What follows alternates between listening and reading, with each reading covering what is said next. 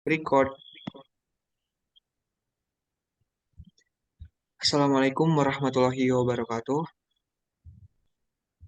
Waalaikumsalam warahmatullahi Waalaikumsalam warahmatullahi wabarakatuh. wabarakatuh. Selamat malam. Alhamdulillah, alhamdulillahirrabbilalamin. Wassalatu wassalamu ala asrafil anbiya'i wal mursalin wa ala sayyidina Muhammadin Rasulillahi ajmain.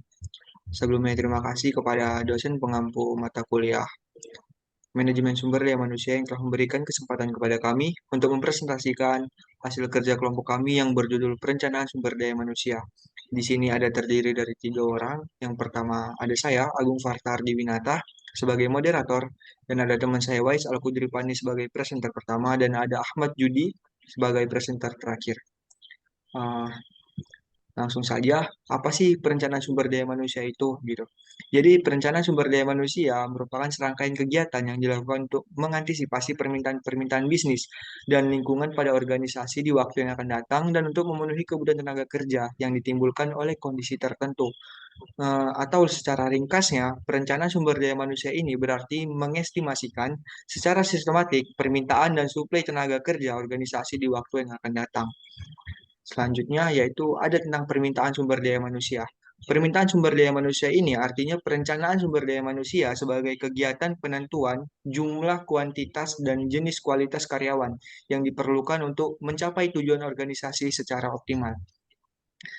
Dan selanjutnya ada penyebab timbulnya permintaan sumber daya manusia yang akan dijelaskan oleh teman saya Wais Al-Kudripani. Kepada Wais, waktu dan tempat saya persilakan. Baik, terima kasih kepada moderator. Penyebab timbulnya permintaan sumber daya manusia antara lain terbagi menjadi 3. Yang pertama lingkungan eksternal, 2 operasional, dan 3 persediaan karyawan. Penyebabnya timbulnya permintaan sumber daya manusia. 1. Lingkungan eksternal mencakup ekonomi, sosial, dan politik, teknologi, dan persaingan. Yang kedua, operasional mencakup rencana strategik, anggaran, forecast penjualan dan produksi, desain organisasi dan pekerjaan, dan perluasan usaha. Dan yang ketiga, persediaan karyawan mencakup pensiun, permohonan berhenti, pemberhentian, dan kematian. Yang teknik forecasting untuk estimasi kebutuhan SDM terbagi menjadi 3. Yang pertama ahli, 2 analisis tren, yang ketiga lainnya. Yang pertama ahli untuk mencakup teknik DLP, survei ahli secara formal, dan keputusan informal dan segera. Yang kedua analisis tren mencakup analisis statistik, rasio produktif, ekstrapolasi, dan indeksasi. Dan yang ketiga lainnya mencakup analisis anggaran dan perencanaan, model komputer, analisis usaha baru, analisis beban kerja, dan pendekatan normatif atau struktur organisasi. Sekian presentasi dari saya kembalikan kepada moderator. Oke, terima kasih kepada Wais Al-Kudri. Dan selanjutnya akan dijelaskan oleh teman saya Ahmad Judi. Kepada Ahmad Judi, waktu dan tempat saya persilakan.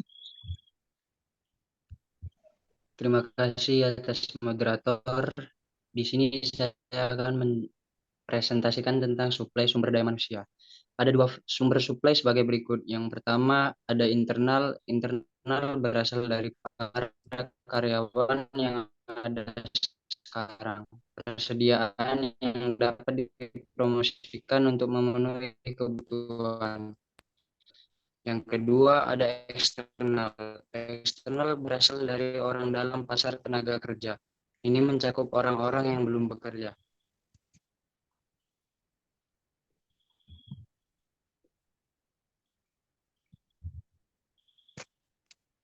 Sistem perencanaan sumber daya manusia. Sistem ini terdiri dari 4 kegiatan yang saling berhubungan antara lain. 1. Inventarisasi persediaan sumber daya manusia, yaitu untuk menilai sumber daya yang ada sekarang, keterampilan, kemampuan, maupun potensi. Yang kedua, adanya forecast sumber daya manusia untuk memprediksi permintaan dan penawaran karyawan di waktu yang akan datang, baik kuantitas ataupun kualitas. Yang ketiga, ada penyusunan rencana-rencana sumber daya manusia, yaitu untuk memadukan permintaan dan melalui penarikan dan pengembangan. Dan yang terakhir, adanya pengawasan dan evaluasi, yaitu untuk memberikan umpan balik kepada sistem dan memonitor derajat pencapaian tujuan dan sasaran perencanaan sumber daya manusia. Sekian dari presentasi saya, akan saya kembalikan ke moderator. Terima kasih kepada Ahmad Yudi yang sudah menjelaskan presentasinya. Mungkin sekian saja presentasi dari kelompok kami. Jika ada kesalahan kata, kami mohon maaf, dan kepada Allah kami mohon ampun. Kami akhiri dengan Assalamualaikum warahmatullahi wabarakatuh.